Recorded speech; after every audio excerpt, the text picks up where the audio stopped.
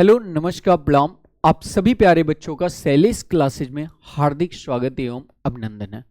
उत्तर प्रदेश से आगामी सत्र 2024-26 में डीएलएड करने वाले सभी छात्रों के लिए यह वीडियो बहुत ही इंपॉर्टेंट है।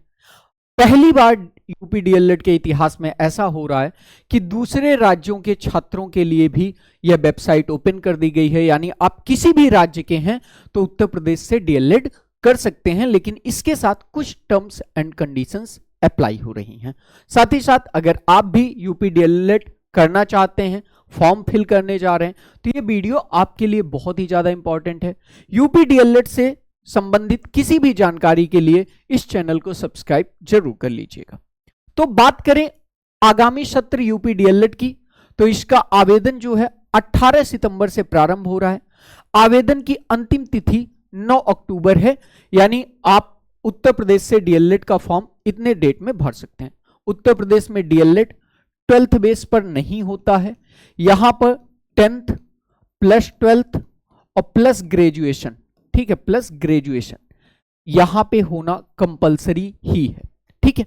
तो अगर अब बात कर लेते हैं कि जैसा कि दूसरे स्टेट के राज्यों के दूसरे राज्यों के बच्चों को भी अब की बार मौका मिलने जा रहा है, लेकिन उनके साथ कुछ टर्म्स एंड कंडीशंस लगाई गई हैं। मौका क्यों मिलने जा रहा है पहले ये समझ लेते हैं।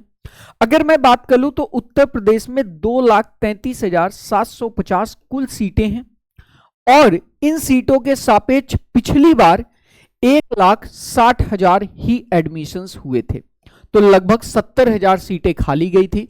इसलिए अब की बार सीटों को पूर्ण रूप से भरने के लिए दूसरे राज्यों के बच्चों को भी आमंत्रित किया गया है। लेकिन अगर आप दूसरे राज्य के हैं तो यहां पे आप देखेंगे विज्ञप्ति के पैराग्राफ में आपके लिए कुछ दिशा निर्देश दिया गया है। दिशा निर्देश क्या है, ध्यान से समझिए। पूरी काउंसलिंग प्रक्रिया 2 चरण में होगी और प्रथम चरण जो इसका होगा, फॉर्म भरने के बाद जो प्रथम चरण है उसमें सिर्फ और सिर्फ उत्तर प्रदेश के जो बच्चे मूल रूप से निवासी हैं वही पात्र होंगे।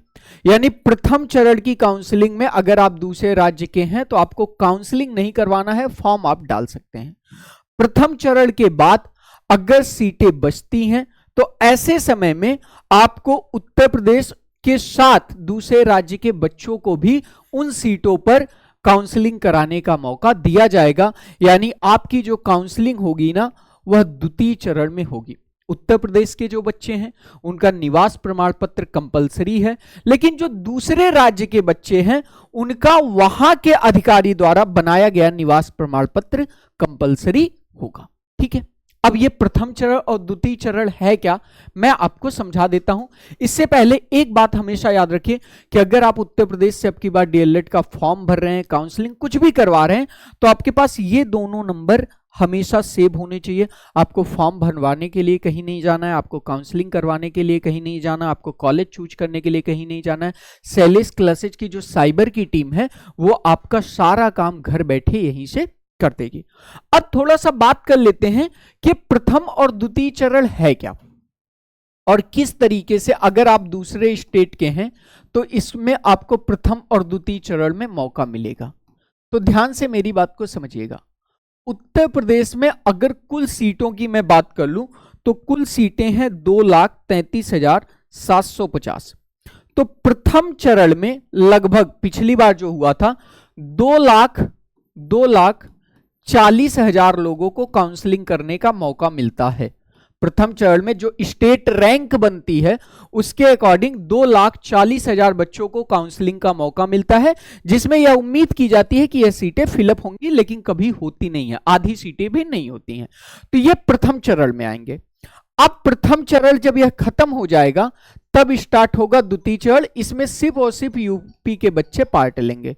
द्वितीय चरण की स्थिति यह होगी कि अब जितना फॉर्म पड़ा है टोटल सबको द्वितीय चरण में स्टेट रैंक के हिसाब से कॉलेजों को आवंटित किया जाएगा और इसमें सभी लोग, चाहे आप उत्तर प्रदेश के निवासी हो चाहे आप किसी अन्य राज्य के निवासी हो, अब आप अपनी मेरिट के हिसाब से कॉलेजों को चुन सकते हैं, डायट चुन सकते हैं, प्राइवेट चुन सकते हैं।